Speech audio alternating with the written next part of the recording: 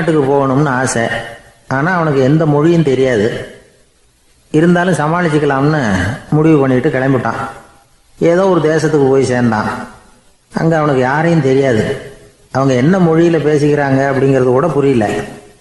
என்ன பண்ணுறதுன்னு யோசனை பண்ணிட்டு ஒரு இடத்துல நின்றுக்கிட்டு இருக்கிறான். எதிர ஒரு பெரிய கட்டடம், நிறைய பேர் உள்ளே போயிட்டு இருக்கிறாங்க. இவனும் அவங்க பின்னாடியே உள்ளே போனான்.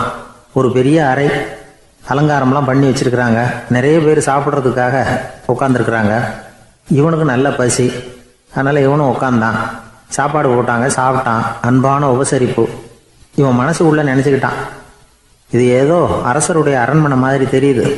இன்னைக்கு ஏதோ விருந்து நடக்குது, நல்ல வேளை நம்ம பசியும் தீர்ந்தது அப்படின்னு நினச்சிக்கிட்டே நிமிர்ந்து பார்க்குறான். சாப்பாடு பரிமாறினவன் எதிரில் ரொம்ப பணிவோட முதுக வளைச்சி வணக்கம் தெரிவித்தான். இவனும் எழுந்திரிச்சு நின்று முதுக வளைச்சி வணக்கம் தெரிவித்தான். ரொம்ப நன்றின்னா. அவன் ஒரு சீட்டை இவன் கையில் கொடுத்தான். இவன் அதை வாங்கி பார்க்குறான். என்ன எழுதியிருக்குன்னு ஒன்றும் புரியல. சரி, இந்த நாட்டில் தங்களுடைய நன்றியை சீட்டில் எழுதி தான் கொடுப்பாங்க போல இருக்கு அப்படின்னு நினச்சிக்கிட்டு மறுபடியும் நன்றின்னா. ஆனால் அவன் காசை கொடுங்கன்னான். ஏன்னா அது ஒரு ஹோட்டல், இவன் சாப்பிட்டதுக்கான பில் அது. இவன் அதை புரிஞ்சிக்கவே இல்லை. நன்றின்னு அந்த சீட்டில் எழுதி கொடுக்குறாங்க போல இருக்கு அப்படின்னு நினச்சிக்கிட்டு அதை வாங்கி சட்டை பையில் பத்திரமா வச்சுக்கிட்டு பரவாயில்லைங்க ரொம்ப மகிழ்ச்சின்னா. ஒரு வெளிநாட்டுக்காரனுக்கு இவ்வளவு தூரம் மரியாதை பண்ணுறீங்களே, எங்கள் ஊருக்கு போனதும் உங்களை பற்றி நிறைய சொல்லுவேன் அப்படின்னா. இவன் என்ன சொல்கிறான்னு அவனுக்கு புரியல. இவனை பிடிச்சி அழைச்சிட்டு போய் முதலாளி முன்னாடி நிறுத்தினான். நாம் சொன்னதில் இவனுக்கு ரொம்ப பெருமையாக இருக்கணும் போல இருக்கு, அதுதான் பெரிய இடத்துக்கு அழைச்சிட்டு வந்திருக்கிறான் அப்படின்னு இவன் நினச்சிக்கிறான். அவரும் பில்லுக்கான பணத்தை கொடுங்கிறாரு. பரவாயில்லைங்க ரொம்ப மகிழ்ச்சி நன்றிங்கிறான் இவன். அவரு பார்த்தார், இவனை நீதிமன்றத்துக்கு அனுப்பி வச்சுட்டார். இவன் என்ன நினச்சிக்கிட்டான், நம்மளை இந்த ஊர் ராஜா முன்னாடியே அழைச்சிக்கிட்டு வந்து நிறுத்தி இருக்கிறாங்க போல இருக்கு, என்ன ஒரு பெருந்தன்மை அப்படின்னு நினச்சிக்கிறான். நீதிபதி சொன்னார், சாப்பிட்டதுக்கான பணத்தை கொடுத்துரு, இல்லைன்னா அதுக்கான தண்டனையை அனுபவிக்க வேண்டி இருக்கும்னார். ராஜாவே நமக்கு நன்றி சொல்கிறாரு போல இருக்கு அப்படின்னு நினச்சிக்கிறான் இவன். என் மகிழ்ச்சிக்கு எல்லையே இல்லைங்க அப்படின்னா. அவர் பார்த்தார், இவனுக்கு தண்டனை கொடுக்க வேண்டியது தான் அப்படின்னு முடிவு பண்ணார். உடனே தீர்ப்பு எழுதினார். இவனை கழுதையில் பின்புறமாக உட்கார வைங்க, இவன் ஒரு மோசடிக்காரன் அப்படின்னு ஒரு போர்டு எழுதி அவன் கழுத்தில் மாட்டுங்க, அப்புறம் அந்த கழுதையை ஊர் பூரா விரட்டுங்க அப்படின்னார். இவனுக்கு தான் மொழி புரியலையே, ஏதோ நடக்குது அப்படிங்கிறது மட்டும் புரியுது. எல்லாரும் சேர்ந்து இவனை ஒரு கழுதை மேலே உட்கார வச்சாங்க. ஓஹோ, நம்மளை பாராட்டி ஒரு ஊர்வலம் நடத்துகிறாங்க போல இருக்கு அப்படின்னு நினச்சிக்கிறான் இவன். எல்லாரும் சத்தம் போட்டுக்கிட்டே கையை தட்டிக்கிட்டு கழுதை பின்னாடி ஓடி வர்றாங்க. இவனுக்கு ரொம்ப உற்சாகமாக இருக்குது. எல்லாருக்கும் கை கூப்பி வணக்கம் சொல்லிக்கிட்டே போகிறான். கூட்டத்தில் திடீர்னு ஒரு தெரிஞ்ச முகம் தெரியுது. அவனுடைய தேசத்தை சேர்ந்த ஒரு ஆள் அவன். அவனை பார்த்ததும் இவனுக்கு ரொம்ப உற்சாகம். நம்ம ஊருக்கு போனதும் இங்கே நமக்கு கிடைச்ச மரியாதையெல்லாம் உண்மைதான்னு சொல்கிறதுக்கு ஒரு சாட்சியும் கிடைச்சிட்டுது அப்படின்னு நினச்சிக்கிறான். அவனை பார்த்து கத்தனான், நல்லா பார்த்துக்க, இந்த ஊர் மக்கள் எனக்கு எப்படிப்பட்ட வரவேற்பு கொடுக்குறாங்கங்கிறத நல்லா கவனிச்சுக்கோ அப்படிங்கிறான். அவனுக்கு அவமானமாக போயிட்டுது. தலையை குனிஞ்சுக்கிட்டே நழுவி போயிட்டான். இவன் பார்த்தான், அவன் தலை தெரியல. ஆகா, அவனுக்கு நம்ம மேலே பொறாமை போல இருக்கு, அதனால தான் காணாமல் போயிட்டான் அப்படின்னு நினச்சிக்கிறான். இப்படி ஒரு வேடிக்கை கதையை பெரியவங்க சொல்கிறது உண்டு. கதை வேடிக்கையாக இருந்தாலும் இதில் உள்ள கருத்து என்ன தெரியுமா? அந்த கழுதை மேலே உட்காந்துருக்கிறானே, அது மாதிரி தான் நாமளும் அகங்காரங்கிற கழுதை மேலே உட்காந்துக்கிட்டு இருக்கோமா. நாமளும் கிட்டத்தட்ட அதே மாதிரி பிரம்மையில் தான் இருக்கிறோமா. என்ன நடக்குதுங்கிறதே புரியறதில்லை. அகங்காரத்தில் பேசுகிறவனுக்கும் சித்த சுவாதீனம் இல்லாமல் பேசுகிறவனுக்கும் அதிக வித்தியாசம் இருக்கிறதில்ல. அது மாதிரி ஒருத்தன் தன்னுடைய வீட்டை சுற்றி சேற்றை வாரி இறைச்சிக்கிட்டு இருந்தானா. அந்த வழியாக வந்த ஒரு பெரியவர் அதை பார்த்துருக்கார்.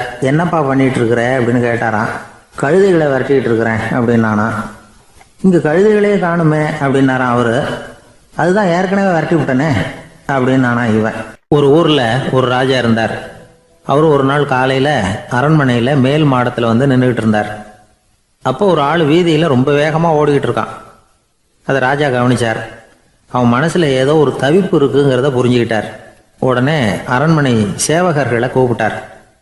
அந்த ஆளை இங்கே அழைச்சிட்டு வாங்க அப்படின்னார். இவங்க ஓடி போய் அந்த ஆளை அழைச்சிட்டு வந்தாங்க. மன்னர் முன்னாடி நிறுத்தினாங்க.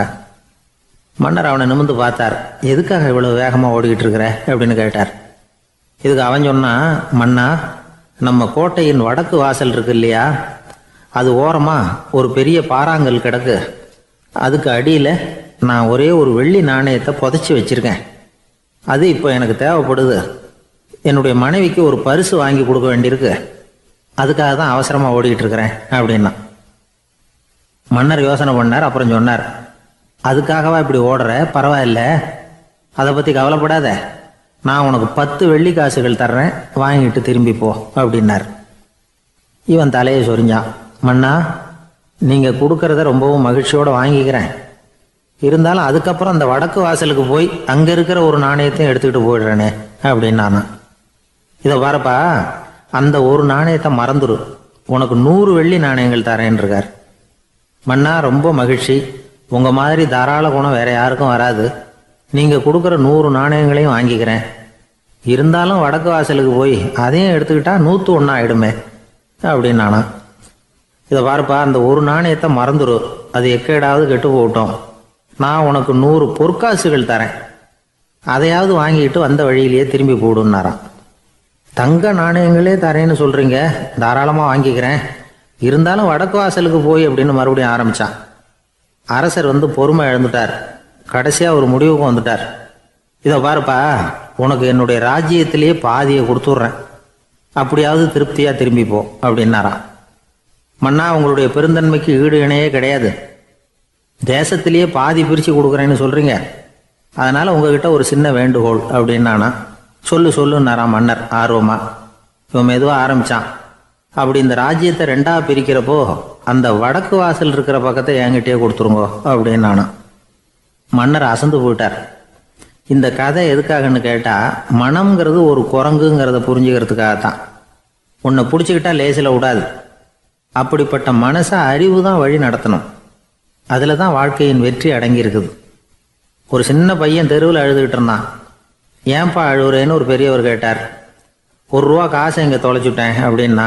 சரி, அதுக்காக அழாத, அதுக்கு பதிலாக 10 ரூபா தரேன், இந்தா வச்சுக்கோன்னு கொடுத்தாரு. அந்த 10 ரூபாயை வாங்கி சட்டப்பையில் போட்டுக்கிட்டு அதை விட அதிகமாக சத்தம் போட்டு அழ ஆரம்பிச்சுட்டான். மறுபடியும் ஏன்டா அழறேன்னு கேட்டார் பெரியவர். அந்த 1 ரூபாயும் கிடைச்சிட்டுதுன்னா இப்போ என்கிட்ட 11 ரூபா இருக்குமே, இப்போ 10 ரூபா தானே இருக்கு அப்படின்னு சொல்லிவிட்டு அழறான். சங்கீத வித்வான்களில் பல வகை உண்டு.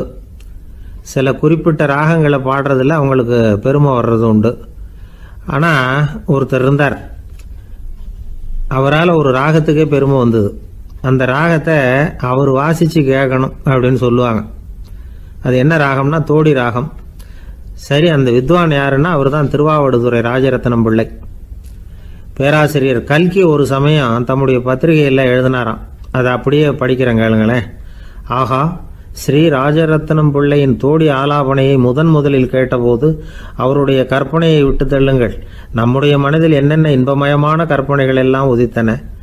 குழந்தை தாயிடம் கொஞ்சம் குரலை கேட்டோம், அன்னை குழந்தையிடம் கொஞ்சம் குரலை கேட்டோம், ரதியும் மன்மதனும் பேசிக்கொண்ட காதல் மொழிகளை கேட்டோம், முருகன் சிவபெருமான் செவிகுளிர மொழிந்த உபதேசத்தை கேட்டோம், கலைமகள் கவிஞனுக்கு அருளிய ஆசி மொழிகளை கேட்டோம், நாரத முனிவருடைய தம்பூரா சுருதியை கேட்டோம், ராவணன் தன் எலும்பை ஒடித்து வீணையாகச் செய்து வாசித்த கானத்தை கேட்டோம், கானப் பறவைகளின் கலகல ஒலியை கேட்டோம், கோலக் குயில்களின் குரல் இனிமையை கேட்டோம்.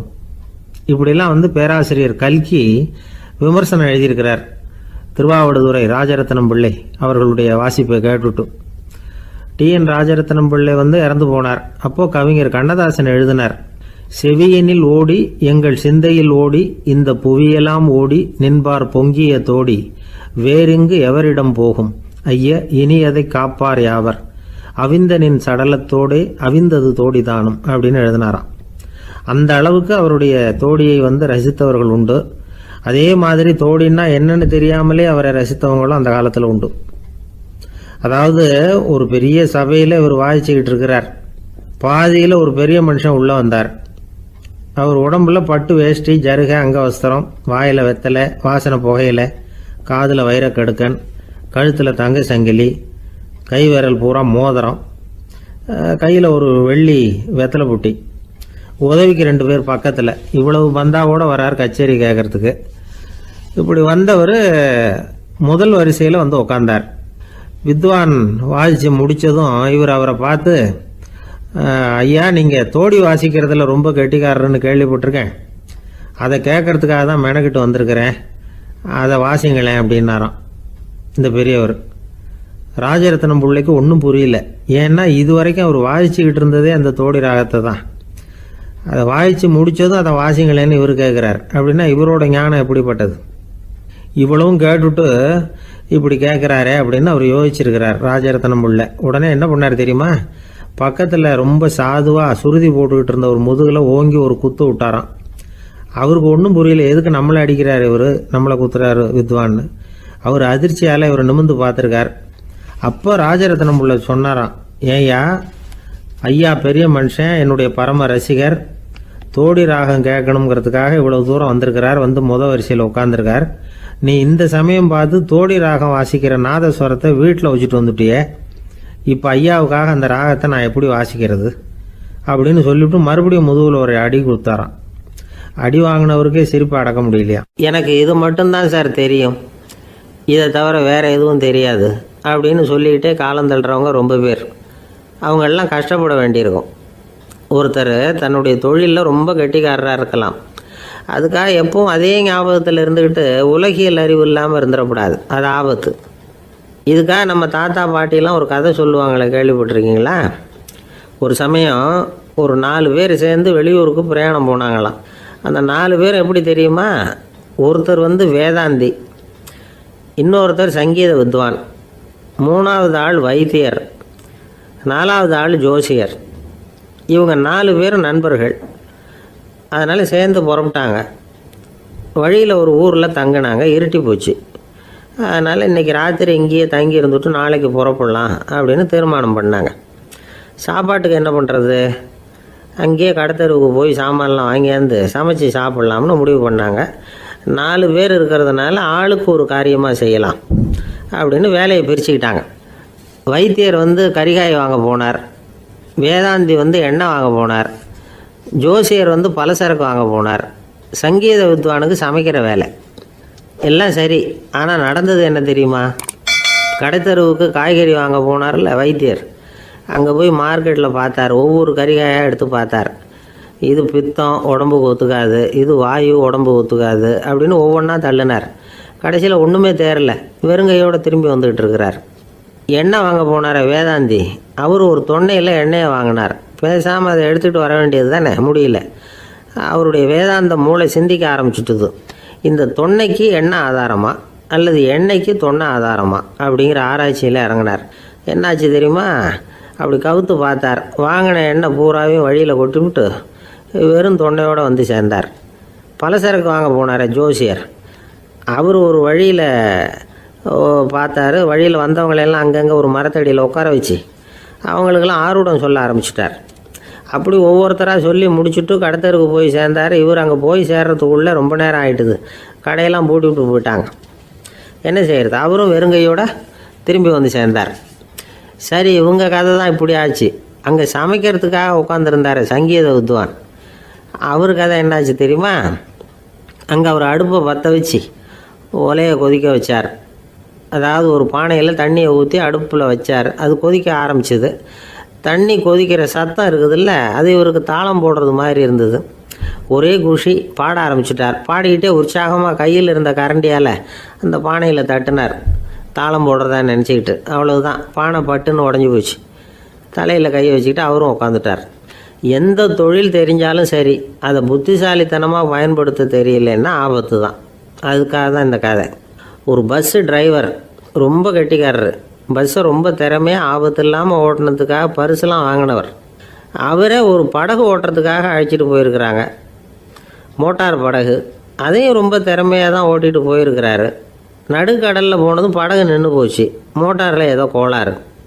என்ன செய்யலாம் அப்படின்னு அந்த டிரைவரை கேட்டிருக்கிறாங்க படகுல இருந்தவங்கெல்லாம்.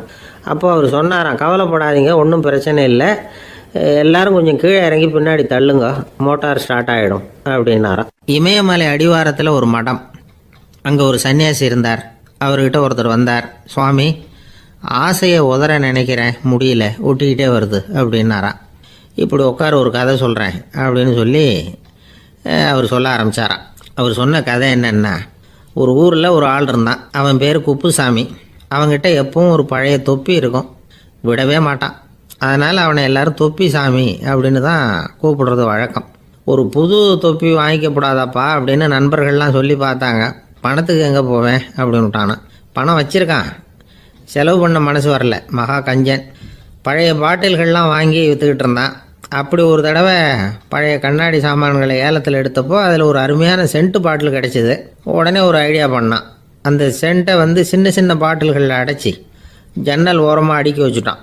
அதை விற்றா நிறைய பணம் கிடைக்குமே. அதனால் இதுக்கு இடையில் ஒரு நாள் அவன் அப்படியே உட்காந்துருந்தான். அந்த நேரம் நண்பன் வந்தான். ஏண்டா உன் பழைய தொப்பியை மாற்றப்படாதா, ஊரில் எல்லோரும் கேலி பேசுகிறாங்களே ஒன்று தொப்பி சாமின்னு அப்படின்னு சொல்லி கேட்டிருக்கான். இந்த சென்ட்டு பாட்டில் விற்றதும் பணம் வரும், அதுக்கப்புறம் பார்க்கலாம் அப்படின்னு நானா இவன்.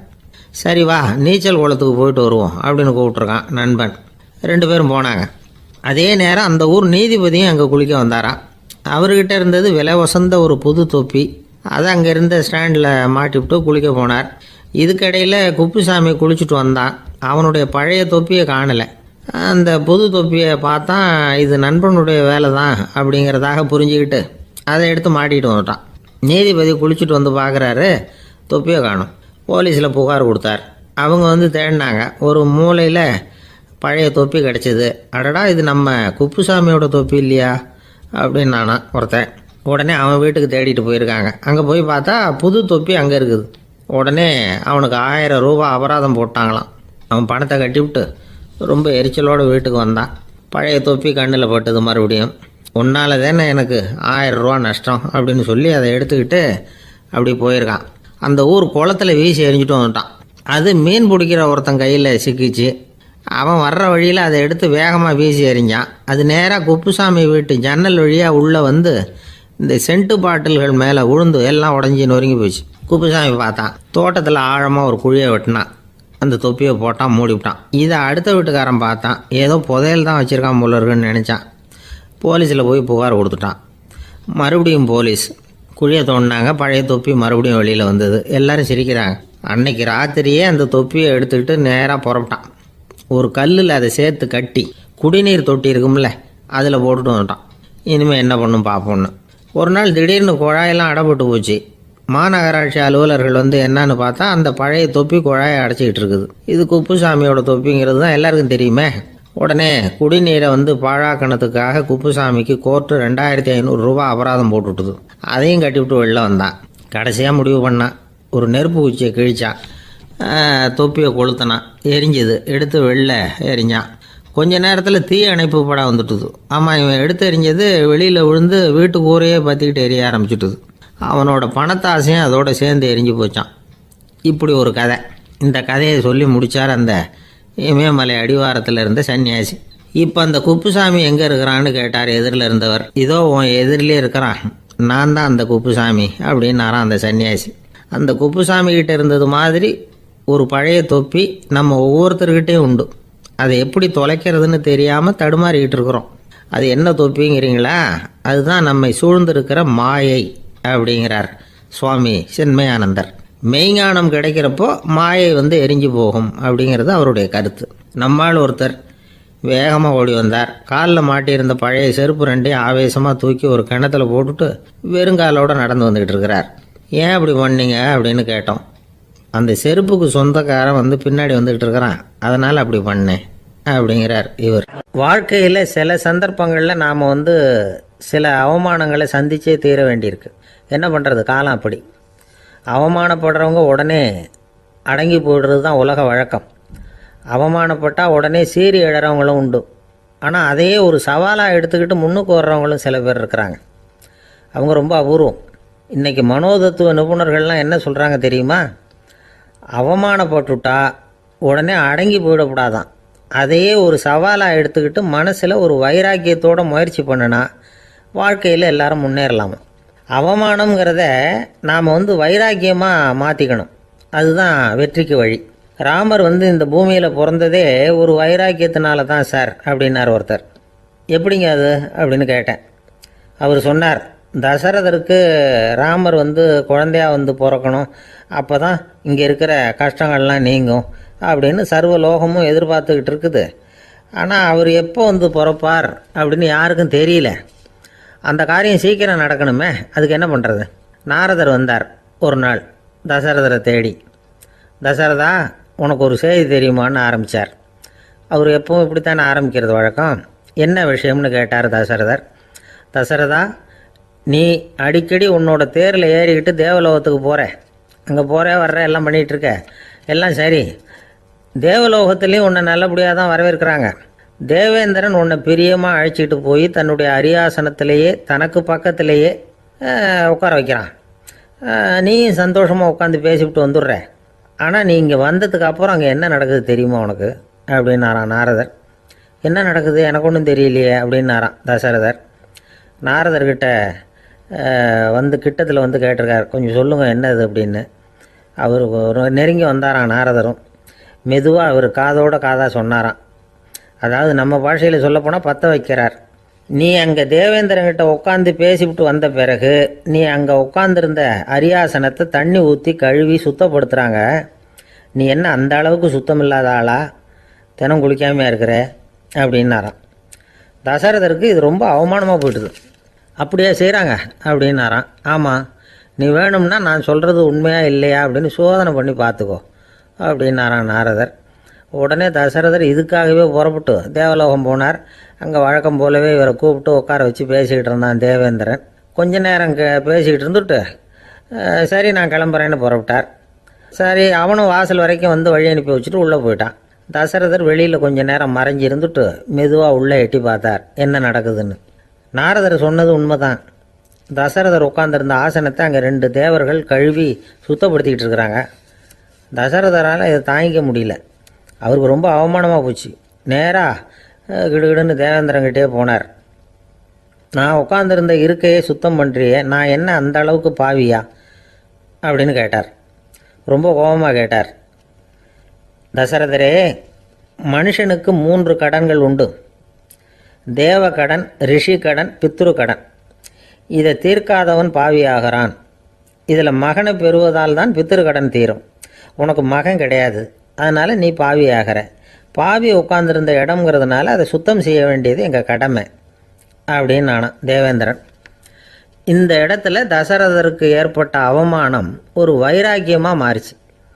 தேவேந்திரனே கேட்டுக்கோ, ஒரு மகனை பெற்ற பிறகு தான் இந்த சபையில் மறுபடியும் அடி எடுத்து வைப்பேன் அப்படின்னு சொல்லிவிட்டு போயிட்டாரான். போய் புத்திர காமேஷ் யாகம் பண்ணார். புத்திரர்கள் பிறந்தார்கள். இந்த கதையில் உள்ள கருத்து என்னென்னா, தேவேந்திரன் தசரதரை அப்படி அவமானப்படுத்தலைன்னா அவருக்கு இப்படி ஒரு வைராக்கியம் பிறந்திருக்குமா யோசிச்சு பார்க்கணும். நமக்கு ஏற்படுகிற சில அவமானங்களையும் வைராக்கியமாக மாற்றிக்குவோம். அப்படி மாற்றிக்கிட்டோம்னா வாழ்க்கையில் வந்து முன்னேறலாம். நம்ம ஆளுங்க சில பேர் அவமானத்தை வந்து வைராக்கியமாக மாற்றிக்கிறது எப்படி தெரியுமா? நம்மக்கிட்ட ஒரு பையன் சொன்னான், எங்கள் அப்பா என்னை எல்லாருக்கும் முன்னாடி வச்சு திட்டிவிட்டார், பொறுப்பு இல்லாமல் ஊர் சுற்றுறேன்னு சொல்லி அவமானப்படுத்தி விட்டார். இனிமேல் நீ என் முகத்திலேயே முழிக்காதரா போடான்னு வேற சொல்லிவிட்டார். எனக்கு ரோஷம் வந்துட்டுது. அந்த அவமானத்தை வைராக்கியமாக மாற்றிக்கிட்டேன். அன்னையிலேருந்து அவர் முகத்திலேயே முழிக்கிறது இல்லை அப்படின்னா. அப்படியான்னு கேட்டோம். ஆமாங்க, அவர் வீட்டில் இல்லாத நேரமாக பார்த்து உள்ளே சமையல் கட்டுக்கு போய் சாப்பிட்டுட்டு நைஸாக வெளியில் வந்துடுவேன் அப்படிங்கிறான் அவன். ஒரு கடைக்கு போனேன், 5 ரூபா பணத்தை எடுத்து கொடுத்தேன். ஒரு தினசரி பத்திரிக்கையை கேட்டேன். அவர் உடனே அங்கே அடுக்கி வச்சுருந்த பத்திரிகையில் ஒன்று எடுத்து என் கையில் கொடுத்தார். வாங்கிக்கிட்டேன். மீதி பணத்தை எடுத்தார். அதையும் என் கையில் கொடுக்கணும்ல, கொடுக்கல. எதிரில் இருந்த பலகையில் வச்சு எடுத்துக்க சொன்னார். எப்பவும் அவர் அப்படி தான் பண்ணுவார். நானும் எடுத்துக்கிட்டு வந்துடுவேன். இவர் ஏன் இப்படி பண்ணுறாருங்கிறது எனக்கு ரொம்ப நாளாக ஒரு சந்தேகம். ஒரு நாள் அவர்கிட்டயே இதை கேட்டுவிட்டேன். ஏங்க, நீங்கள் உங்கள் கடைக்கு வந்து பொருள்கள் வாங்குறவங்களுக்கு நீங்கள் பாக்கி சில்லறையை கொடுக்குறப்போ பலகையில் வச்சு விட்றீங்க, கையில் கொடுக்க மாட்டேங்கிறீங்களே, ஏன் அப்படின்னு கேட்டேன். காசை கையில் கொடுத்தா நம்மக்கிட்ட இருக்கிற லட்சுமி போயிடுவா சார் அப்படின்னார். அதாவது பணம் செலவாயிடும் அப்படின்னு அர்த்தமா. இன்னொரு நண்பர், அவர் ஒரு நாள் வழக்கத்துக்கு மாறாக ரொம்ப சோகமாக உட்காந்துருக்கிறார். ஏங்க என்னாச்சு, ஏன் இப்படி கப்பலே கவிழ்ந்தது மாதிரி உட்காந்துருக்குறீங்க அப்படின்னு கேட்டேன். கப்பலே கவிழ்ந்திருந்தா கூட நான் இப்படி கவலைப்பட மாட்டேன் சார், வேற ஒன்று நடந்து போச்சுன்னார். என்னன்னு கேட்டேன். என் உச்சந்தலையில் பல்லி ஒன்று விழுந்துட்டுதுன்னார்.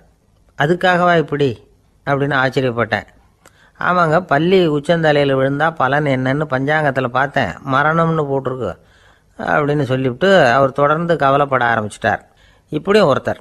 என் கூட வேலை பார்க்குற ஒருத்தர் எப்படி தெரியுமா, தினமும் வலது காலை வச்சு தான் ஆஃபீஸுக்கு உள்ளே நுழைவார். என்னைக்காவது தவறுதலாக இடது காலை வச்சு உள்ளே வந்துட்டார்னா அன்னைக்கு பூரா மனசு சங்கடப்படுவார். எந்த வேலையும் சரியாக ஓடாது. கேரம் போர்டு ஆடுற ஒருத்தர் எப்போ ஆட உட்காந்தாலும் ஸ்ட்ரைக்கரை கை தவறி கீழே விழுற மாதிரி பண்ணி அதுக்கப்புறம் அதை எடுத்துக்கிட்டு ஆட உட்காருவார். ஏன்னா எப்போவோ ஒரு தடவை நிஜமாகவே அது கை தவறி கீழே விழுந்திருக்குது. அன்னைக்கு பிரமாதமாக ஜெயிச்சுட்டார். உடனே ஒரு முடிவுக்கு வந்துட்டார், கை தவறுனா லாபம் அப்படின்னு. அதுக்கப்புறம் அதையே பழக்கமாக்கிக்கிட்டார். பூனை குறுக்க போனால் சகுனம் சரியில்லைன்னு நினைக்கிறவங்க உண்டு. ஆனால் ஒருத்தர் எப்படி தெரியுமா, அவர் வெளியில் கிளம்புற சமயம் பக்கத்து வீட்டு ரேடியோவில் மியாவ் மியாவ் பூனை குட்டின்னு பாட்டு சத்தம் கேட்டால் கூட போதும், சகனம் சரியில்லைன்னு பிரயாணத்தை கேன்சல் பண்ணிவிடுவார். இப்போ இவ்வளவும் எதுக்கு சொல்கிறோம்னா, அளவுக்கு மீறின சகுன நம்பிக்கைகள் இருக்குது பாருங்கள், இதோட பயமும் சேர்ந்துக்கிட்டதுன்னு வச்சுக்கோங்க, இது ஒருத்தருடைய மனநிலையை பாதிச்சிடும். இது உளவியல் நிபுணர்கள் சொல்கிற கருத்து. வாழ்க்கையே தடுமாற வச்சிரும். பாதுகாப்பு இல்லாத உணர்வு, ஒரு விதமான டிப்ரெஷன் மனநிலை, இதெல்லாம் தான் இதுக்கு காரணமாக அமையலாம். சில பேர் காய்கறி நறுக்க கத்தியை கையில் எடுத்தால் கூட நேரம் சரியாக இருக்கா அப்படின்னு பார்த்துட்டு தான் வேலையை ஆரம்பிக்கிறது வழக்கம். அறிவு தான் மனசுக்கு வாத்தியாராக இருக்கணும். அப்போ தான் வாழ்க்கை நிம்மதியாக இருக்கும். அறிவு மனசு சொல்கிறபடியெல்லாம் கேட்க ஆரம்பிச்சுட்டுதுன்னா இடைஞ்சல் தான். ஒருத்தருக்கு 7ஆம் நம்பர் தான் ராசியான நம்பரான்.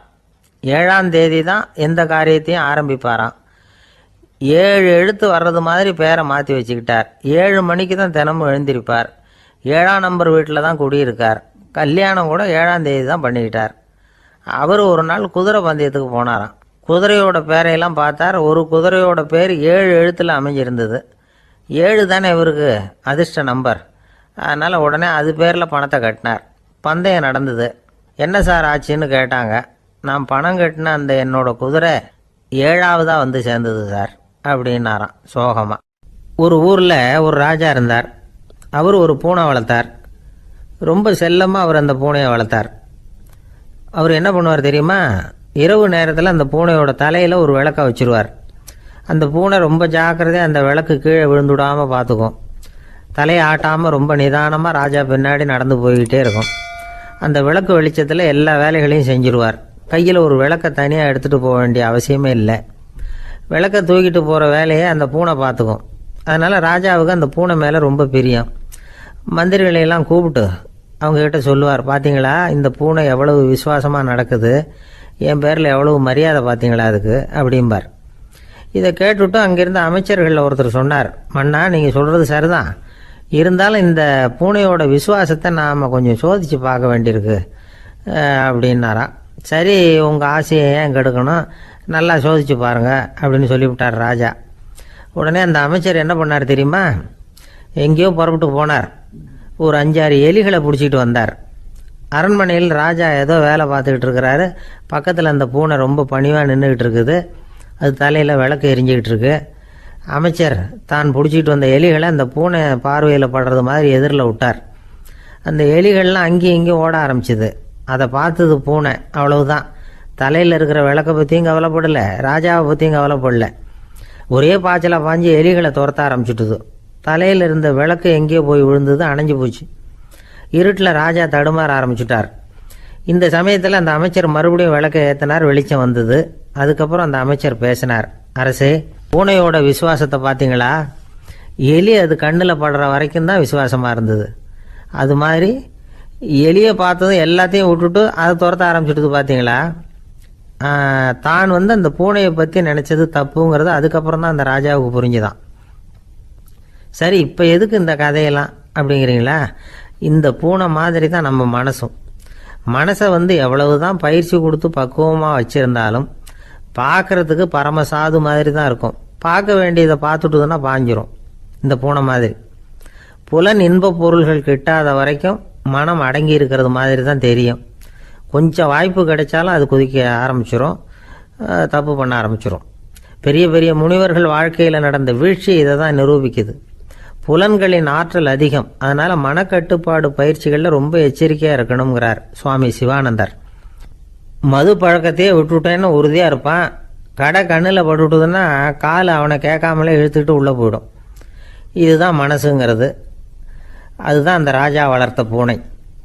நம்மால் ஒருத்தன் அந்த ராஜா பூனை தலையில் விளக்க வச்சது மாதிரி இவன் தன்னுடைய தலையிலேயே ஒரு விளக்கை ஏற்றி வச்சுக்கிட்டு என்னத்தையும் தேட ஆரம்பித்தான். தேடிக்கிட்டு இருக்கிறான். தலையை ஆட்டாமல் நிதானமாக நடந்து ரொம்ப நேரமாக தேடிட்டு இருக்கிறான். அந்த சமயம் அங்கே வந்த ஒருத்தர் என்னத்தை தேடுறீங்கன்னு கேட்டார். அதுதான் மறந்து போச்சு அப்படின்னு இழுத்தான். சரி, கொஞ்சம் இப்படி உட்காருங்க, ஞாபகம் வந்ததும் தேட ஆரம்பிக்கலாம் அப்படின்னார் அவர். இவன் கொஞ்ச நேரம் உட்காந்து யோசித்தான். அப்புறம் திடீர்னு எழுந்திரிச்சான். ஞாபகம் வந்துட்டுதுன்னா. என்னன்னு கேட்டார். எங்கள் வீட்டில் இருந்த விளக்கை எங்கே வச்சேன்னு தெரியல, அதை தான் தேடிக்கிட்டு இருக்கிறேன், ஏற்றி வைக்கலாம்னு பார்க்குறேன் அப்படின்னா. இந்த உலகத்தில் நாம் நல்லபடியாக இருக்கணும்னா அதுக்கு முக்கியமாக தேவைப்படுறது ரெண்டு. ஒன்று செல்வம், இன்னொன்று அறிவு. சரி, இது ரெண்டில் சிறந்தது எது அப்படின்னு ஒரு கேள்வி கேட்டால் என்ன பதில் சொல்கிறது? இதே கேள்வியை ஹஸ்ரத் அலி அவர்கள்கிட்ட கேட்டாங்களாம். அவர் ஒரு பெரிய அறிஞர். கேள்வி கேட்டவங்களும் சாதாரண ஆட்கள் இல்லை, இவங்களும் அறிஞர்கள். ஒரு நாள் ஹஸ்ரத் அலி அவர்கள்கிட்ட 10 அறிஞர்கள் வந்தாங்களாம். ஐயா, நாங்கள் 10 பேரும் உங்ககிட்ட ஒரே கேள்வியை தான் கேட்க வந்திருக்கிறோம், ஆனால் எங்கள் 10 பேருக்கும் நீங்கள் தனித்தனியாக பதில் சொல்ல முடியுமா அப்படின்னு கேட்டிருக்காங்க. அதாவது அவங்க ஒரே கேள்விக்கு இவர்கிட்ட இருந்து 10 விதமான பதில் எதிர்பார்க்குறாங்க. சரி கேளுங்க, என்ன கேள்வி அப்படின்னார் அவர். அப்போ தான் அவங்க கேட்டாங்களாம், செல்வம் அறிவு இது ரெண்டில் சிறந்தது எது? இதுதான் கேள்வி. ஹஸ்ரத் அலி என்ன பண்ணார் தெரியுமா? அவங்கள ஒவ்வொருத்தராக கூப்பிட்டார். ஒவ்வொரு விதமான பதிலை சொல்லி அனுப்புனார். முதல்ல ஒருத்தரை கூப்பிட்டார். சொன்னார், அறிவுங்கிறது தீர்க்கதரிசிகள், ஞானிகள், மகான்கள் இவங்களோட பரம்பரை சொத்து. ஆனால் செல்வம்ங்கிறது கொடுங்கோலரின் ஆயுதம், அதனால் அறிவு தான் சிறந்தது அப்படின்னார். ரெண்டாவது ஆளை கூப்பிட்டார். உங்ககிட்ட செல்வம் இருந்தால் நீங்கள் தான் அதை காப்பாற்றணும், ஆனால் அறிவு உங்களை எப்பவும் காப்பாற்றும், ஆகவே அறிவு தான் சிறந்தது அப்படின்னார். மூணாவது ஆளை கூப்பிட்டார். செல்வந்தனுக்கு எப்போதும் விரோதிகள் அதிகம், ஆனால் அறிஞனுக்கு நண்பர்கள் அதிகம், அதனால் அறிவு தான் சிறந்ததுன்னார். அடுத்தவரை கூப்பிட்டார். செல்வம் அடுத்தவங்களுக்கு கொடுக்க கொடுக்க குறையும், ஆனால் கல்விங்கிறது அதிகரிச்சுக்கிட்டே வரும், கொடுக்கறதுனால குறையாது, அதனால் அறிவு தான் சிறந்ததுன்னார். இன்னொருத்தரை கூப்பிட்டார். அறிவுள்ளவன் எப்பவும் அதை அடுத்தவங்களுக்கு வாரி வழங்கிக்கிட்டே இருப்பான், அதனால் அவங்ககிட்ட தாராளத்தன்மை இருக்கும், ஆனால் செல்வந்தன்கிட்ட கஞ்சத்தனம் தான் இருக்கும், அதனால் அறிவு தான் சிறந்ததுன்னார். ஆறாவது நபரை கூப்பிட்டார். செல்வத்தை கள்வர்கள் திருடிட்டு போக முடியும், ஆனால் அறிவை அப்படி திருடிட்டு போக முடியாது அப்படின்னார். ஏழாவது நபரை கூப்பிட்டார். செல்வம் கால ஓட்டத்தில் அழிஞ்சிரும், ஆனால் அறிவை கால ஓட்டம் ஒன்றும் பண்ண முடியாது, ஆகவே அறிவே சிறந்ததுன்னார். எட்டாவது ஆளை கூப்பிட்டு சொன்னார், செல்வத்துக்கு எப்பவும் எல்லை உண்டு, நிறை உண்டு, அளவு உண்டு, கணக்கு உண்டு, ஆனால் அறிவுக்கு அப்படிப்பட்ட எல்லை எதுவும் கிடையாது, அதனால் அதுதான் சிறந்ததுன்னார். அடுத்தவனை கூப்பிட்டார். செல்வம் உள்ளத்தில் உள்ள ஒளியை போக்கிவிடும், இருட்டை உண்டாக்கிவிடும், விரிந்த மனப்பான்மையை குறுகலாக்கிவிடும், ஆனால் அறிவு அப்படி இல்லை, இருண்ட உள்ளத்தில் ஒளியை பாய்ச்சி அதை விசாலப்படுத்துது, அதுதான் சிறந்ததுன்னார். கடைசியாக 10வது நபரை கூப்பிட்டார். செல்வம் மனசில் செருக்கை உண்டாக்குது, ஆணவத்தை ஏற்படுத்துது, அதனால் நானே கடவுள்னு நினைக்கிற அளவுக்கு மனுஷனை தாழ்த்தி விடுது, ஆனால் அறிவு பணிவையும் பண்பாட்டையும் வளர்க்குது, அதனால் அறிவு தான் சிறந்ததுன்னார். ஆக இப்படி 10 பேருக்கும் 10 விதமாக பதில் சொன்னது மூலமாக ஹஸ்ரத் அலி அவர்கள் அறிவு தான் செல்வத்தை விட சிறந்தது அப்படிங்கிறதுக்கு 10 காரணங்களை சுட்டி காட்டியிருக்கார். அந்த அறிஞர் 10 பேர் கேட்ட ஒரே கேள்விக்கு 10 பதில் சொன்னார். நமக்கு வேண்டிய ஒருத்தர் 10 பேர் கேட்ட கேள்விக்கு ஒரே பதில் சொல்லி சமாளித்தார். கேள்வி என்ன தெரியுமா? என்கிட்ட வாங்கின கடனை எப்போயா திருப்பி கொடுக்க போகிற? இதுதான் அந்த 10 பேரும் கேட்ட ஒரே கேள்வி. இந்த மாதம் 26ஆம் தேதி தந்துடுறேன் அப்படிங்கிற ஒரே பதில் சொல்லி அவ்வளவு பேரையும் இவர் அனுப்பி வச்சுட்டாராம். எல்லாரும் போனதுக்கப்புறம் இவரை தனியாக கூப்பிட்டு கேட்டிருக்கிறாங்க. அது என்ன சார் கணக்கு, 26ஆம் தேதி அன்னைக்கு என்ன அதிசயம் நடக்க போகுது அப்படின்னு கேட்டிருக்காங்க. அதிசயம் அன்னைக்கு இல்லை, அதுக்கு நாளே நடக்க போகுதுன்னாராம். விவரமாக சொல்லுங்கன்னு இருக்காங்க. வேற ஒன்றும் இல்லைங்க, 26ஆம் தேதி தானே எல்லாரையும் வர சொல்லியிருக்கிறேன், அதுக்கு நாளே நான் புறப்பட்டு தலைமறைவாயிட போகிறேன் அப்படின்னாராம் ரொம்ப பெருமையாக. ஒரு ஊரில் ஒரு ராஜா இருந்தார். அந்த ராஜாவுக்கு ஒரு மந்திரி. ராஜா ரொம்ப நியாயமானவர், நேர்மையானவர், கண்டிப்பானவர். தப்பு செய்கிறது யாராக இருந்தாலும் தண்டனை கொடுப்பார். வேண்டியவங்களுக்கு ஒரு நியாயம், வேண்டாதவங்களுக்கு ஒரு நியாயங்கிறதெல்லாம் அவர்கிட்ட கிடையாது. ஒரு சமயம் அரசவையில் அந்த அமைச்சரே விதிமுறைகளுக்கு புறம்பா ஏதோ நடந்துகிட்டு இருக்கார். மன்னருக்கு கோபம் வந்துட்டுது. உடனே அந்த அமைச்சரை கிட்டத்தில் கூப்பிட்டு அவர் கன்னத்தில் ஓங்கி ஒரு அறை கொடுத்துட்டாராம். உடனே அந்த அமைச்சர் என்ன பண்ணார் தெரியுமா? நேராக போனார். அங்கே நின்றுக்கிட்டு இருந்த இன்னொருத்தர் கன்னத்தில் ஓங்கி அரைஞ்சார். அறை வாங்கினவர் திகைச்சு போயிட்டார். இவர் ஏன் நம்மளை வந்து அரைகிறார் அப்படின்னு யோசனை பண்ணார். மன்னரும் திகைச்சு போயிட்டார். நாம இவரை அரைஞ்சா அதுக்காக இவர் போய் இன்னொருத்தரை அரையணுமா அப்படின்னு யோசனை பண்ணார். இவருக்கு என்ன பைத்தியமானு கூட நினைக்க ஆரம்பிச்சுட்டார். ஆனால் என்ன ஆச்சுன்னா, அப்புறம் அமைச்சர் அவர் கவனிச்சுக்கிட்டு இருந்தாரா, அவர் இன்னொருத்தர் அரைஞ்சார் இல்லையா, அந்த அறை வாங்கின ஆசாமியை பார்த்து கத்திக்கிட்டு இருந்தார். யார்? அமைச்சர். ஏன்பா என்கிட்ட அறையை வாங்கிக்கிட்டு இப்படி விவரம் இல்லாமல் நின்றுட்டு இருக்கிறிய, நான் உனக்கு கொடுத்ததை நீ வேற யாருக்கிட்டையாவது கொடுத்துரு அப்படின்னார். உடனே அந்த ஆள் பார்த்தான். தனக்கு அடுத்தபடியாக நின்றுக்கிட்டு இருந்தவனை ஓங்கி ஒரு அறை அரைஞ்சான். அவன் கன்னத்தை தடவிட்டே யோசனை பண்ணான். இது ஏதோ புரிஞ்சுக்கிட்ட மாதிரி அடுத்தாப்புல நின்றுக்கிட்டு இருந்தவனை அரைஞ்சான். இப்படி இந்த அறை வந்து மாறி மாறி போய்கிட்டே இருக்குது. ஊரு பூரா பிரயாணம் பண்ண ஆரம்பிச்சுட்டுது. அன்னைக்கு ராத்திரி அந்த ராஜா படுக்கிறதுக்காக போனார். அந்த நேரம் பார்த்து அவர் கன்னத்தில் பலார்னு ஒரு அறை விழுந்தது. நம்மளே அரையிறது யாரு அப்படின்னு அதிர்ச்சியோட மன்னர் திரும்பி பார்க்குறாரு. அரைஞ்சது அவரோட மனைவி. என்னாச்சு உனக்குன்னு கத்துனார் ராஜா. உங்களுக்கு தெரியாதா, ஊர் பூரா ஒருத்தர் மாற்றி ஒருத்தர் மூலமாக இந்த அறை வந்து பிரயாணம் பண்ணிட்டு வருது அப்படின்னாங்க அந்த அம்மா. அப்படின்னா ஆரம்பித்த இடத்துக்கே வந்துட்டுதா அப்படின்னாராம் மன்னர். என்ன சொல்கிறீங்கன்னு கேட்டிருக்காங்க. இவர் விவரத்தை சொன்னாராம். அப்படின்னா நீங்கள் ஆரம்பித்து வச்ச இந்த விளையாட்டை நான் முடிச்சு வச்சுட்டேன் அப்படின்னாங்களாம் அந்த அம்மா. மறுநாள் காலை மறுபடியும் அரசவை கூடிச்சு அந்த அமைச்சர் மன்னரை பார்த்து கேட்டார். என்ன மகாராஜா, என்கிட்ட கொடுத்ததை திருப்பி வாங்கிட்டீங்களா அப்படின்னாராம். இப்படி நடக்கும்னு நான் எதிர்பார்க்கவே இல்லைன்னார் மன்னர். ஆனால் நான் எதிர்பார்த்தேன். அது எங்கே போயிட போகுது, ஊர் பூரா சுற்றி கடைசியில் உங்ககிட்ட தான் வந்து சேரும் அப்படிங்கிறது எனக்கு தெரியும் அப்படின்னாராம் அமைச்சர். இந்த கதை வந்து வேடிக்கையாக இருந்தால் கூட இதில் உள்ள கருத்து முக்கியமானது. இந்த உலகத்தில் பல கருத்துக்கள் இப்படி தான் மாறி மாறி சுற்றி வந்துக்கிட்டே இருக்குது. நம்மளும் ஒருத்தன் தன்னுடைய நண்பன் ஒருத்தனை கடத்தெருவில் பார்த்தான். உடனே ஓடி போய் பலார்னு ஒரு அறை கொடுத்தானா. அவன் கன்னத்தை தடவிட்டு ஏன்டா என்ன அரைஞ்சேன்னு கேட்டிருக்கான். நீ ஏன்டா என்னை முட்டாள்னு என் மனைவிட்ட போய் சொன்னேன் அப்படின்ட்டுருக்கான் அவன். உன்னை ஒரு முட்டாள்னு சொன்னதுக்காகவா நீ என்ன அரைஞ்ச அப்படின்னு கேட்டிருக்கான் இவன்.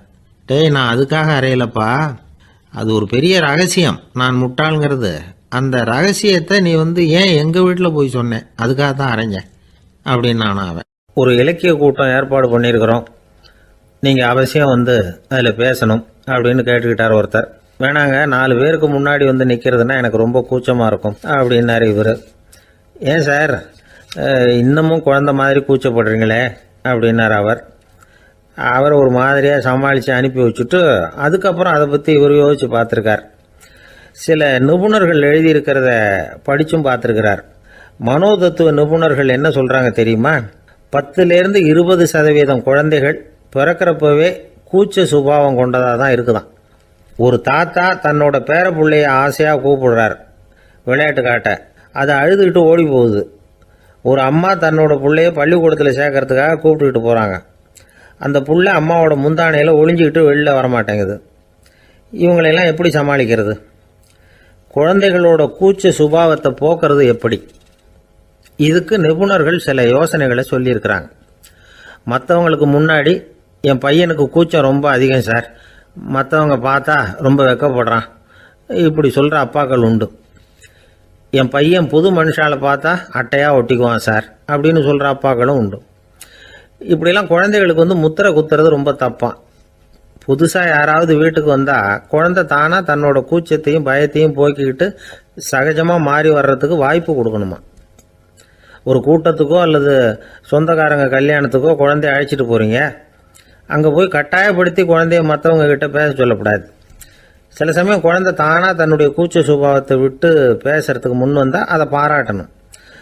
குழந்தை கலகலப்பு இல்லாமல் மௌனமாக இருந்ததுன்னா அதையும் கண்டுக்கக்கூடாது.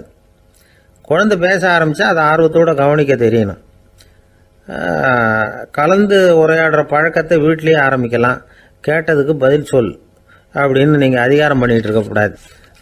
அது வந்து குழந்தைக்கு பேசுகிற சந்தர்ப்பத்தை குறைச்சிருமா. இப்போ நாம் அதிகாரம் பண்ணால் கேலி செய்கிற பழக்கம் குழந்தைகளை வந்து ரொம்ப பாதிச்சிருமா. பெரியவங்களானதுக்கு அப்புறமும் சில பேர் கூச்சத்தோடவும் பயத்தோடவும் இருக்கிறதுக்கு இதுதான் காரணம். சின்ன வயசில் அவங்கெல்லாம் ஏதாவது கேலிக்கு ஆளாகி இருப்பாங்க. 2வது குழந்தை மூத்த குழந்தைய வந்து கேலிக்கு ஆளாகிற சந்தர்ப்பங்களை கண்டு கேலி பண்ணினா அது இளம் நெஞ்சங்களை விட்டு நீங்கிறதே இல்லையா. எப்பவும் குழந்தையோட நடை உடை பாவனைகளை பற்றி சொல்லிக்கிட்டே இருக்கக்கூடாதான். அதுவே கூச்ச சுபாவத்தை கொண்டுட்டு வந்துருமா. அப்பா எங்கேன்னு யாராவது கேட்டால் இது மாதிரி இன்ன காரியத்துக்காக வெளியில் போயிருக்கார், இத்தனை மணிக்கு திரும்பி வருவார் அப்படின்னு சொல்கிற அளவுக்கு குழந்தைகளை வந்து பழக்கப்படுத்தி வைக்கணும். ஃபோன்லேயே யாராவது விசாரித்தா கூட இது மாதிரி பதில் சொல்லு அப்படின்னு சொல்லணும். சின்ன சின்ன மீட்டிங்கில் 4 வார்த்தை பேச தயார் பண்ணலாம். ஒரு கடையிலையோ அல்லது ஹோட்டல்லையோ ஏதாவது விவரம் கேட்கணும்னா உங்கள் குழந்தைய தைரியமாக அனுப்புங்க. குழந்தைகள் பணிவாகவும் பொறுமையாகவும் விவரம் கேட்குறப்போ கூச்ச சுபாவம் தானாக போயிடும். சின்ன வயசுலேயே இப்படிலாம் பழக்கப்படுத்தினா தான் வருங்காலத்தில் தைரியமாக இந்த சமுதாயத்தில் வாழ முடியும். இல்லைன்னா 60 வயசுலேயும் அடுப்பங்கரையை விட்டு வெளில வர்றதுக்கு கூச்சப்பட்டுக்கிட்டு தான் இருக்க வேண்டியிருக்கும். இந்த காலத்து பிள்ளைங்க எவ்வளவோ பரவாயில்ல, எதுக்கும் தயங்குறதில்ல, கூச்சப்படுறதில்ல. ஒரு அம்மா அடுப்பங்கரையிலேருந்து சத்தம் போட்டாங்க, டேய் ராமு, தயவு பண்ணி அந்த டிவியை நிறுத்துறா, அந்த பெண்ணோட குரல் மகா மோசம், அடுப்பங்கரையில் இருக்கிற என்னாலேயே அதை சகிச்சிக்க முடியல அப்படின்னாங்களாம். உடனே பையன் கொஞ்சம் கூட தயங்காமல் பதில் சொல்கிறான், அம்மா இந்த குரல் டிவியிலேருந்து வரல, எழுத்த விட்டு மாமி தான் இங்கே வந்திருக்கிறாங்க, அவங்க தான் இப்போ என்னோட பேசிக்கிட்டு இருக்கிறாங்க அப்படின்னு நான். வங்க நாவலாசிரியர் சரத் சந்திரர் ஒரு நண்பர் அவர்கிட்ட வந்தார். வழக்கமாக எல்லா எழுத்தாளர்கள்கிட்டையும் கேட்குற ஒரு கேள்வியை கேட்டார். நீங்கள் எழுத்துத்துறைக்கு வந்தது எப்படி? இதுதான் கேள்வி. அதை தெரிஞ்சு என்ன பிரயோஜனம்னார் சரத் சந்திரர். சும்மா சொல்லுங்களேன், தெரிஞ்சுக்கிறேன் அப்படின்னார் வந்தவர். சரி சொல்கிறேன்னு ஆரம்பித்தார். நான் ரங்கூனில் வேலை பார்த்துக்கிட்டு இருந்தேன். சம்பளம் பத்தல, வேலையும் பார்த்துக்கிட்டு ஒரு பலசரக்கு கடை வைக்கலாம்னு நினச்சேன். என்னால் மளிகை கடை வச்சு சரியாக நடத்த முடியுமாங்கிற சந்தேகம் என் மனைவிக்கு. அதை சோதனை பண்ணி பார்க்கணுங்கிறதுக்காக சில பொருள்களின் அளவு, அதோட விலை, இப்படி சிலதை சொல்லி எல்லாத்தையும் மனக்கணக்காக கூட்டி போட சொன்னாங்க. என்னால் சரியாக கூட்டி சொல்ல முடியல. உங்களால் மளிகை கடை நடத்த முடியாதுன்னு சொல்லிவிட்டாங்க. உடனே என்ன பண்ணுறது, வேறு வழி இல்லை, கதை எழுத ஆரம்பிச்சிட்டேன் அப்படின்னார். கேட்டவருக்கு சிரிப்பு வந்துட்டு தான். சரத் சந்திரர் ஒரு பக்கம் சீரியஸான நாவல்கள், சிறுகதைகள் எழுதியிருந்தாலும் அவருடைய இன்னொரு பக்கம் வேற விதம். நண்பர்கள்கிட்ட பேசும்பொழுதும் சரி, அவர்களுக்கு கடிதங்கள் எழுதும்போதும் சரி, கேலியும் கிண்டலும் நகைச்சுவை உணர்வும் அதிகமாக இருக்கும். காந்திஜி ஒரு சமயம் கல்கத்தாவுக்கு வந்திருந்தார். தேசபக்தர்கள் பல பேர் அவர்கிட்ட பேசிக்கிட்டு இருந்தாங்க. அப்போது சரத் சந்திரரும் அங்கே இருந்தார்.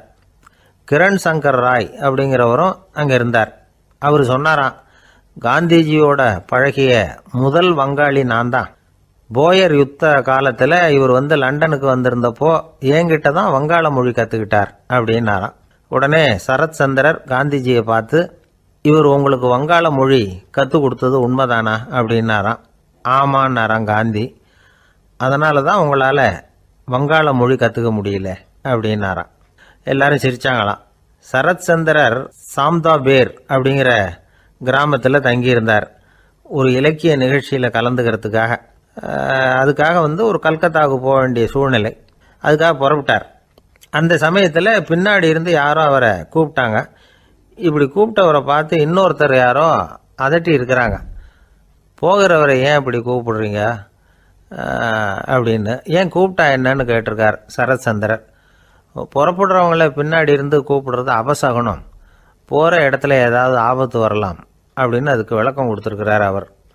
உடனே சரத் சந்திரர் சொன்னாராம், இதோ இவங்க என்ன இலக்கிய கூட்டத்துக்கு அழைச்சிட்டு போகிறாங்களே, இதை விட வேற என்ன ஆபத்து வந்துட போகுது அப்படின்னாராம். இப்படி சரத் சந்திரருக்கு இயல்பாகவே நகைச்சுவை உணர்வு உண்டு. அவருடைய நண்பர் ஒருத்தர் வீட்டுக்கு கூப்பிட்டுருந்தார். அங்கே ஒரு கச்சேரிக்கு ஏற்பாடு பண்ணியிருந்தாங்க. சரத் சந்திரருக்கு இயல்பாகவே கச்சேரியில் நீண்ட ஆலோசனையெல்லாம் கேட்கறதுக்கு பொறுமை இருக்காது. அதனால் மெதுவாக பாட போகிறவர் எப்படி அப்படின்னு கேட்டிருக்கார். அவருக்கு ரொம்ப நல்லா பாட தெரியும் அப்படின்னு சொல்லியிருக்கிறாங்க.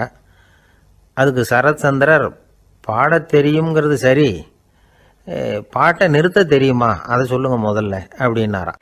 ஒரு பெரியவர் உட்கார்ந்துருக்கிறார். அவரை சுற்றி அவருடைய தோழர்கள் உட்காந்துருக்கிறாங்க. ஏதோ ஒரு முக்கியமான செய்தியை அவர் அவங்களுக்கு சொல்லிகிட்டு இருக்கிறார்.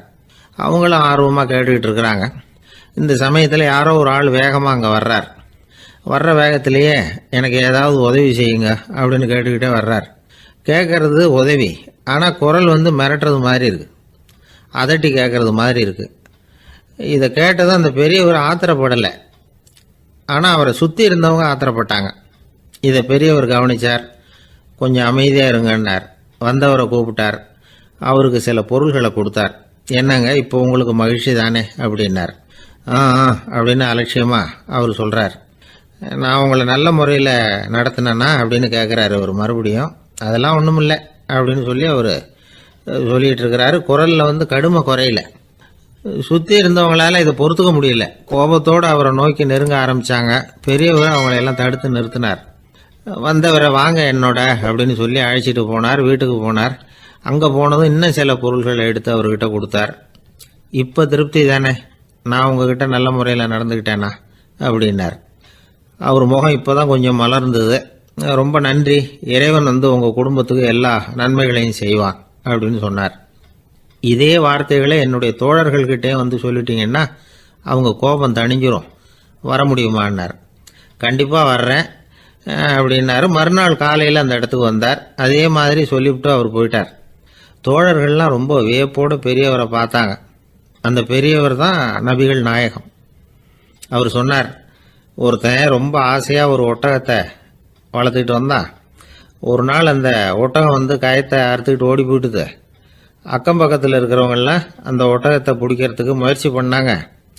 அதை துரத்திக்கிட்டு ஓடினாங்க. ஒட்டகம் தாறுமாறாக ஓட ஆரம்பிச்சுது. இந்த சமயத்தில் ஒட்டகத்தை வளர்த்தவன் அங்கே ஓடி வந்தான். நீங்கள் அதை ஒன்றும் செய்ய வேணாம், விட்டுருங்க. அதோட சுபாவம் எனக்கு நல்லா தெரியும். அதை சுலபமாக என்னோட வழிக்கு கொண்டுகிட்டு வந்துட முடியும். நான் பார்த்துக்கிறேன், விட்டுருங்கோ அப்படின்னா. எல்லாரும் விலைக்கு போயிட்டாங்க. இவன் என்ன செஞ்சான் தெரியுமா? கொஞ்சம் புல்லை கையில் எடுத்துக்கிட்டு அந்த ஒட்டகத்தை நெருங்கினான். அவ்வளவுதான். அது ஓடி இவன் காலடியில் உட்காந்துக்கிட்டது. செல்லமாக அதை அப்படியே தடவி கொடுத்தான். முதுகில் ஏறி உட்காந்துக்கிட்டான். அது பாட்டுக்கு சாதுவாக நடந்து போகுது. இந்த கதையை நபிகள் நாயகம் தம்முடைய தோழர்களுக்கு சொல்கிறார். ஒட்டகத்தை மட்டும் இல்லை, சில மனிதர்களையும் கூட சில விதத்தில் அணுகிதான் அவர்களை சீர்திருத்த வேண்டியிருக்குது அப்படிங்கிறத அவங்களுக்கு உணர்த்தினார். இது ஒரு அழகான உளவியல் அணுகுமுறை.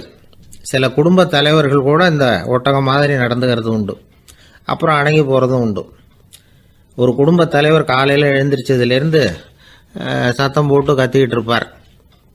பக்கத்தில் இருந்தவங்கெல்லாம் ஓடி போய் சமாதானம் பண்ணி பார்த்தாங்க. அவர் ஓயறது மாதிரி தெரியல. கடைசியில் அவர் மனைவி வந்தாங்க. நீங்கள் எல்லாம் விலைக்கு போயிடுங்க, அவர் சுபாவம் எனக்கு தெரியும், நான் பார்த்துக்கிறேன் அப்படின்னாங்க. சரின்னு எல்லாரும் போயிட்டாங்க. சாயந்தரமாக பார்க்குறாங்க, அவர் சத்தம் இல்லாமல் ஒரு மூலையில் உட்காந்துருக்கிறார். ரொம்ப சாதுவா. ஆச்சரியமாக இருந்தது. என்னம்மா பண்ணீங்கன்னு கேட்டாங்க. அது ஒன்றும் இல்லைங்க, ஒரு வேளை சாப்பாட்டை நிறுத்தினேன், பட்னி போட்டேன், அவ்வளவுதான் அப்படின்னாங்க அந்த அம்மா. அமெரிக்க ஜனாதிபதி ஆப்ரஹாம் லிங்கன் ஒரு நாள் தன்னோட கோச்சு வண்டியில் தலைநகரான வாஷிங்டனுக்கு போயிட்டு இருக்கிறார். கோச்சு வண்டி ஒரு சாலையில் போயிட்டு இருக்கு. அந்த சாலைக்கு ஒரு பக்கத்தில் பயங்கரமான சதுப்பு நிலம். சதுப்பு நிலம்னா அது புதைகுழி, புதை மணல்ங்கிறோம்ல, அது மாதிரி. அந்த சதுப்பு நிலத்தில் யாராவது மாட்டிக்கிட்டா அவ்வளோதான், ஆளை கொஞ்சம் கொஞ்சமாக உள்ள அமுக்கிவிடும். தப்பிச்சு கரையிறது கஷ்டம். அப்படிப்பட்ட நிலம் அது. ஆப்ரஹாம் லிங்கன் ஏதோ ஒரு முக்கியமான அரசாங்க வேலையாக போயிட்டு திரும்பி வந்துக்கிட்டு இருக்கிறார். அதனால் அந்த சமயத்தில் அவர் விலை வசந்த ஆடைகளை அணிஞ்சிருக்கிறார். அப்படி அவர் அந்த கோச்சு வண்டியில் வந்துக்கிட்டு இருக்கிறாரு. அந்த சமயத்தில் ஒரு காட்சி அவர் கண்ணில் பட்டுட்டுது. என்ன தெரியுமா? ரோட்டுக்கு பக்கத்தில் இருந்த சதுப்பு நிலத்தில் ஒரு இளம் பன்றி குட்டி சிக்கிக்கிட்டு தவிச்சிக்கிட்டு இருக்குது. பரிதாபமாக கத்திக்கிட்டு இருக்குது. அதை பார்த்தார் லிங்கன். அவருக்கு என்ன மாதிரி ஆயிட்டுது. உடனே வண்டியை நிறுத்த சொன்னார். கீழே இறங்கினார். தன்னோட விலை வசந்த ஆடைகளை பற்றி லட்சியம் பண்ணவே இல்லை. தனக்கே ஆபத்து வரலாம்ங்கிறத பற்றியும் கவலைப்படலை. தான் ஒரு குடியரசுத் தலைவருங்கிறத பற்றியும் அவர் நினச்சி பார்க்கல. நேராக அந்த சதுப்பு நிலம் பக்கமாக போனார். அந்த சேத்துல இறங்கி பன்றிக்குட்டியை காப்பாற்றி கரைக்கு கொண்டுட்டு சேர்த்துட்டார். அதுக்கப்புறம் நிம்மதியாக கோச்சு வண்டியில் ஏறி வெள்ள மாளிகைக்கு சேர்ந்தார். ட்ரெஸ்ஸு உடம்பு பூரா சேறு சகதி. பார்க்குறவங்களுக்கெல்லாம் ஆச்சரியமாக போச்சு. அவங்களுக்கு ஒன்றும் புரியல. இவர் நேராக ட்ரெஸ்ஸு மாற்றிக்கிறதுக்காக போனார். கோச்சு வண்டி ஓட்டிகிட்டு வந்தவங்கிட்ட போய் எல்லாரும் கேட்டாங்க, என்ன ஆச்சு அப்படின்னு. அவர் வர்ற வழியில் நடந்த விவரத்தை சொன்னார். ஆப்ரஹாம் லிங்கனுடைய இந்த இறக்க குணத்தை எல்லாரும் பாராட்டினாங்களாம், புகழ்ந்தாங்களாம். ஆனால் இதுக்கு லிங்கன் என்ன பதில் சொன்னார் தெரியுமா? தயவு பண்ணி இந்த புகழ்ச்சியான பேச்சையெல்லாம் ஒதுக்குங்க, அதெல்லாம் வேணாம். அந்த சின்ன பிராணி சகதியில் மாட்டிக்கிட்டு துடிச்சிக்கிட்டு இருந்தது. அதை பார்த்தேன். உடனே என்னுடைய இதயத்தில் ஒரு முள்ளு தைச்சது மாதிரி ஒரு உணர்வு. அந்த முள்ளை பிடுங்கி எறிஞ்சேன், அவ்வளவுதான். உண்மையில் அந்த பிராணிக்கு நான் உதவினேங்கிறத விட எனக்கு ஏற்பட்ட இன்னலை போக்கிட்டேன் அப்படிங்கிறது தான் உண்மை. அதுதான் பொருத்தம். அப்படி இருக்கிறப்போ இதில் புகழறதுக்கு என்ன இருக்குது அப்படின்னாரு ஆபிரகாம் லிங்கன். எவ்வளவு யதார்த்தமான வார்த்தைகள் பாருங்க. இந்த காலத்தில் நம்மளையும் பல பேர் அப்படி உண்டு. நீச்சல் தெரியாத ஒரு ஆள் தண்ணியில் இறங்கிட்டான். தண்ணி ஆழங்கிறது அப்புறமா தான் தெரிஞ்சுது. தத்தளிக்க ஆரம்பிச்சுட்டான். வாழ்னு கத்துறான். கரையில் நின்றுட்டு இருந்த ஒருத்தர் இதை பார்த்தார். உடனே அவருக்கு இதயத்தில் முள்ளு தைச்சது மாதிரி ஒரு உணர்வு. உடனே குபீர்னு தண்ணியில் பாஞ்சார். அவரை காப்பாற்றி கரைக்கு கொண்டுட்டு வந்து சேர்த்தார். இதை பார்த்துக்கிட்டு இருந்த இன்னொருத்தர் காப்பாற்றின அந்த ஆளை பாராட்டி புகழ்ந்தார். என்ன புகழாதீங்க சார் அப்படின்னார் அவர். ஏன்னு கேட்டார் இவர். நான் அந்த ஆளை ஏன் காப்பாற்றினேன் தெரியுமா? அவன் நேற்றுக்கு என்கிட்ட 300 ரூபா கடன் வாங்கியிருக்கிறான். இவன் தண்ணியில் போட்டான்னா நான் கொடுத்த கடனும் தண்ணியில் போடும். அதனால தான் விழுந்து காப்பாற்றினேன் அப்படின்னா அந்த ஆள். ஒருத்தர் இருக்கார், நல்ல உத்தியோகத்தில் தான் இருக்கிறார். ஆனால் எப்போ பார்த்தாலும் முகத்தை வெறுப்பாக வச்சிருப்பார். அப்படியே வருவார் போவார். ஏன் சார் இப்படி இருக்கிறீங்க அப்படின்னு விசாரித்தோம். ஏன்டா இந்த வேலைக்கு வந்தோம்னு இருக்கு சார் அப்படின்னார். உங்கள் வேலை உங்களுக்கு பிடிக்கலையா அப்படின்னு கேட்டோம். இல்லைன்னார். இப்படிப்பட்டவங்க வெற்றிகரமான வாழ்க்கை வாழ முடியாது. இது நிபுணர்கள் கருத்து. வேலையை நேசிக்க தெரிந்தவர்கள் வெற்றி பெறுவார்கள் அப்படிங்கிறாங்க அவங்க. எந்த துறையாக இருந்தாலும் சரி, அந்த துறையில் வெற்றிகரமாக இருக்கிறவங்கள விசாரித்து பாருங்கள். எனக்கு என்னுடைய வேலை ரொம்ப பிடிக்கும் அப்படின்னு சொல்கிறவங்களாக தான் இருப்பாங்க. அப்படி இருந்தால் தான் அது வெற்றிகரமாக இருக்க முடியுது அவங்களால. ஒருத்தனுக்கு பிடித்தமான பொழுதுபோக்கே அவனுடைய தொழிலாக இருந்துட்டுதுன்னா அவனை மாதிரி கொடுத்து வச்சவன் வேற யாரும் இல்லை அப்படிங்கிறார் பெர்னாட் ஷா. ஒரு தடவை மன்னர் ஹுமாயூன் உயிரை தண்ணீர் முண்டு ஊற்றுகிற தொழிலாளி ஒருத்தர் காப்பாற்றினாராம் அந்த ஹுமாயூன் உயிரை. உடனே மன்னர் கேட்டிருக்கார், உனக்கு என்ன வேணும்னாலும் கேளு தரேன், உயர் பதவி வேணுமா அப்படின்னு கேட்டாராம். மன்னா, மக்களின் தாகம் தீர்க்கக்கூடிய இந்த பணியை விட உயர்ந்தது உண்டா அப்படின்னாராம் அந்த தொழிலாளி. அவரால் அவருடைய வேலையை நேசிக்க முடிஞ்சுது. அதனால் மகிழ்ச்சியாக இருக்க முடிஞ்சுது. நாமெல்லாம் அப்படி இல்லை. வேலை கிடைக்கிற வரைக்கும் கிடைச்சா போதும் அப்படின்னு இருக்கோம். கிடைச்சதுக்கப்புறம் ஏன்டா இந்த வேலைக்கு வந்தோம்னு ரொம்பவும் அழுத்துக்குவோம். சரி, நாம் இருக்கிற இடத்துல நாம் வெற்றிகரமாக இருக்க வழி உண்டா அப்படின்னா உண்டுன்னு சொல்கிறாங்க. அதாவது மன இயல் நிபுணர்கள் இருக்கிறாங்க இல்லையா, அவங்க அதுக்கு முக்கியமாக 6 வழிகள் சொல்கிறாங்க. நீங்கள் ஒரு அலுவலகத்தில் வேலை பார்க்குறவரா அப்படின்னா இதை கேளுங்க. அதாவது உங்கள் மேலதிகாரி எதிர்பார்ப்புக்கு தகுந்த மாதிரி உங்கள் வேலை இருக்குதா? அப்படி இல்லைன்னா முதல்ல உங்கள் வேலையின் தரம் உயரணும். உங்களுக்கு மேலே கீழே வேலை பார்க்குற பணியாளர்கள்கிட்ட நல்ல விதமாக பழகிறீங்களா? அந்த உறவு முறையில் ஏதாவது குறை இருந்தால் அதை கண்டுபிடிச்சி சரி பண்ணுங்க. நம்பிக்கைக்கு உரியவர் அப்படின்னு நீங்கள் பேர் எடுக்கணும். நீங்கள் எடுக்கிற முடிவு நல்ல முடிவாக தான் இருக்கும் அப்படின்னு அடுத்தவங்க சொல்லணும். உங்கள் தோற்றத்துக்கு முக்கியத்துவம் கொடுங்க. இது மனம் உடல் ரெண்டும் சம்பந்தப்பட்டது. அதனால் மனசையும் ஆரோக்கியமாக வச்சுருக்கணும், உடம்பையும் ஆரோக்கியமாக வச்சுருக்கணும். உங்களுடைய நிர்வாகம் செயல்படுற விதத்தை நல்லா புரிஞ்சு வச்சுக்கணும். உங்களுடைய நிர்வாகம் இப்போ ஒரு காரியம் செய்யுதுன்னு வச்சுங்க, ஏன் அப்படி செய்யுது, எதுக்காக அப்படி செய்யுது, அதனுடைய குறிக்கோள் என்ன, அது நீடிக்கிறதுக்கு காரணம் என்ன, இதையெல்லாம் தெரிஞ்சுக்கணும். சிரிப்புக்கு வஞ்சகம் பண்ணக்கூடாது. நல்லா சிரிக்கணும், அப்போ தான் அது திரும்ப கிடைக்கும். கடந்த கால தோல்வியை பற்றி கவலைப்படக்கூடாது. முதலாளி விருப்பம் தெரிஞ்சு நடந்துக்கிறது நல்லது தான். அதுக்காக காக்கா பிடிக்கணுங்கிற அவசியம் இல்லை. உங்களுக்கு ஒரு பொறுப்பான வேலை கிடைக்குது, உடனே சத்தம் குழப்பம் அப்படின்னு